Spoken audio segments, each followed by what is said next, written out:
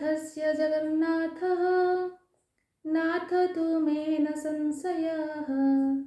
यस्य नाथ जगन्नाथः तस्य दुःखं कथं प्रभोः। जय जगन्नाथ। नमस्कार मित्रों, ज्योतिषीय श्रद्धांजलि दास का अभिवादन स्वीकार कीजिए। मेरे इस ज्योतिषीय कार्यक्रम में आप सभी का स्वागत है। ज्योतिष अपने आप में एक विस्तृत विषय है। हम जितना इस विषय के नजदीक पहुंचेंगे, एक नया तथ्य का दृश्यमान होता ही रहेगा। आज आप और हमारे बीच में एक विचारणीय विषय रहेगा, मिस्ट्री ऑफ एस्ट्रोलॉजी। क्या ज्योतिष एक रहस्य है? चलिए आज विचार करेंगे रहस्यमय ज्योतिष के बारे में। जब सृष्टि का उत्पत्ति हुआ, उस उत्पत्ति के समय से ज्योतिष का रहस्य प्राकृतिक परिवेश में विद्यमान था, विद्यमान है, विद्यमान रहेगा ही। भारतीय ऋषि मुनियों के द्वारा इस रहस्यमय ज्योतिष का खोज विकास के क्रम का 3 चरणों में किया गया है। पहला लौकिक व प्राकृतिक ज्योतिष, द्वितीय वेदांग ज्योतिष, तृतीय सिद्धांत ज्योतिष। क्या है ये लौकिक ज्योतिष? इसका उत्पत्ति किस विद्वानों के द्वारा हुआ, कब हुआ, कैसे हुआ, इसका विस्तृत वर्णन आगे करेंगे, परंतु संक्षिप्त रूप में जानेंगे लौकिक अथवा प्राकृतिक ज्योतिष कहते हैं किसको। लोक माने यह लोक, अर्थात इस संसार में विद्यमान तथा दृश्यमान ज्योतिष को हम लौकिक व प्राकृतिक ज्योतिष कहते हैं। द्वितीय है वेदांग ज्योतिष। वैदिक साहित्य में ज्योतिषीय तत्वों को रेखांकित या संकलित किया गया है, उसे हम वेदांग ज्योतिष कहते हैं। क्या विषय है इस वेदांग ज्योतिष में? जैसे कि चंद्र ग्रहण,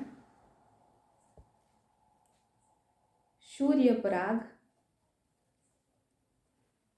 ऋतुओं का परिवर्तन, मास तथा तिथि का निर्धारण आदि ज्योतिषीय तथ्यों को संकलित तथा रेखांकित किया गया है। किसमें? वेदांग ज्योतिष में। ज्योतिष के विकास के कालक्रम में तीसरा चरण है सिद्धांत ज्योतिष का। सिद्धांत ज्योतिष का तात्पर्य है ज्योतिष के रहस्यमय तत्वों का वैज्ञानिक वैधानिकता माने साइंटिफिक लीगलिटी को बताना। इसमें 30 तिथियों का समसामयिक निर्धारण किया गया है।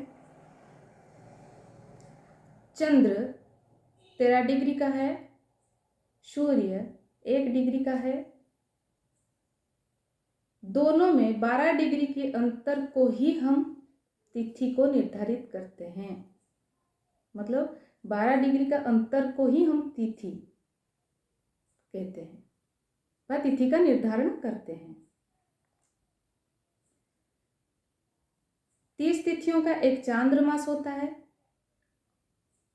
पृथ्वी के मध्य भाग, जिसको हम विषुवत रेखा कहते हैं, व भूमध्य रेखा कहते हैं, जिसका निर्धारण 0 डिग्री है, एक काल्पनिक रेखा के रूप में किया गया है इसको। यह सब वैज्ञानिक वैधानिकता माने साइंटिफिक लीगलिटी सिद्धांत ज्योतिष में प्राप्त होता है।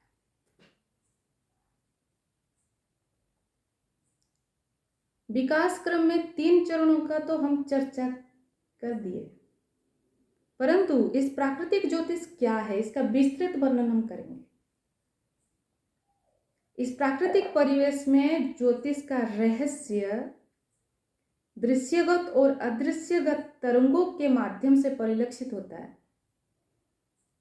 जो जानकारी हमें पता है तथा दिखाई देता है, उसके अनुसार प्राकृतिक परिवेश में ज्योतिष का रहस्य 5 रूपों में दिखाई देता है। क्या है वो 5 रूप? पहला है खगोल विज्ञान, द्वितीय है भौतिक विज्ञान, तीसरा है रासायनिक विज्ञान, चौथा है जीव विज्ञान और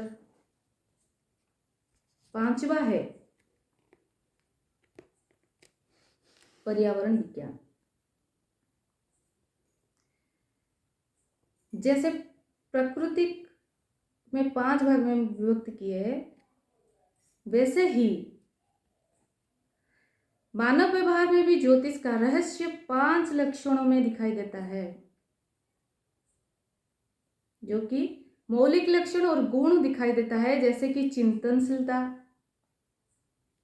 संघर्षशीलता, गतिशीलता, सृजनशीलता और प्रगतिशीलता। ये सब तत्वों से मनुष्य एक सामंजस्यकारी व्यक्तित्व के मनोविज्ञान को जन्म देता है। पहले बताया गया था चीज प्राकृतिक परिवेश के 5 मूल स्वरूप तथा मानव व्यवहार के 5 गुणों के मध्य जो सामंजस्य है, वही सामंजस्य ही ज्योतिष के रहस्य में विद्यमान है। प्राकृतिक परिवेश की दृश्य और अदृश्य शक्तियां और मानव व्यवहार के गुणों के मध्य शब्द पर गौर कीजिए। उलझन को सुलझाने के लिए भारतीय ऋषि मुनि, तपस्वी, संत आदि विद्वानों ने ज्योतिषी शक्ति के रहस्य को साधना, तपोबल, चिंतन, रिसर्च यानी कि शोध आदि के माध्यम से खोज की तथा मानव जाति के जीवन को सुलभ बनाने के लिए प्रयास किए। यहाँ पर एक संशय उत्पन्न होता है कि इस रहस्य का आरंभिक जानकारी ऋषि मुनियों ने कैसे किए। इसका आरंभिक जानकारी सूर्य उदय से लेके सूर्य अस्त जैसे खगोलीय परिसंचालन से अनुभव किया है तथा इन अनुभव ने प्राकृतिक परिवेश में 4 मौलिक दिशाओं का निर्धारित किया गया: पूर्व, पश्चिम, उत्तर और दक्षिण। प्राकृतिक परिवेश में चारों दिशाओं का लक्षण ज्योतिष के रहस्य का परिलक्षित करता है। चारों दिशाओं का गुण, धर्म, भौगोलिक परिवेश आदि विभिन्न प्रकार के तत्व ज्योतिष के रहस्य में ग्रहों के प्रतिनिधित्व और स्वामी के अधिकार क्षेत्र को निर्धारित किया है। जैसे कि उत्तर दिशा का स्वामी और ग्रहीय प्रतिनिधित्व बुध ग्रह के गुणों से प्रभावित है। पूर्व दिशा का स्वामी ग्रहीय प्रतिनिधित्व सूर्य ग्रह के गुणों से प्रभावित है। दक्षिण दिशा के स्वामी ग्रहीय प्रतिनिधित्व मंगल ग्रह के गुणों से प्रभावित है और पश्चिम दिशा के स्वामी और ग्रहीय प्रतिनिधित्व शनि ग्रह के गुणों से प्रभावित है। यह 4 दिशा के स्वामी को प्रतिनिधित्व स्थान पर रख दिए।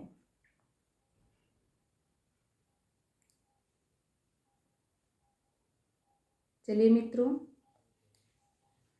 अगले वीडियो में हम विचार करेंगे 4 दिशाओं का स्वामी अपने अपने दिशा में कैसे प्रतिनिधित्व करते हैं, उस दिशा में कैसा उनका प्रभाव रहता भी है, वो सब विचार करेंगे अगले वीडियो में और चर्चा इसके ऊपर करेंगे। आज के लिए इतना ही। नमस्कार।